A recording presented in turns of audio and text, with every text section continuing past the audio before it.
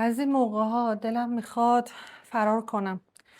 از خودم، از مامانم، از این بیماری مسخره که تمام زندگیمونو ازمون گرفته. ولی بعد از همه این فکرها خیلی عذاب وجدان بدی میگیرم. همه میگن تو چقدر قوی هستی، ولی فقط خودت میدونی که اینجوری قوی بودن چجوری داره جون تو رو میگیره. آلزایمر که فقط فراموشی نیست. یه روز میرسه که عزیزت دیگه حتی نمیتونه یه قاشق دست بگیره یا چند قدم راه بره یا حتی اسمتو صدا بزنه.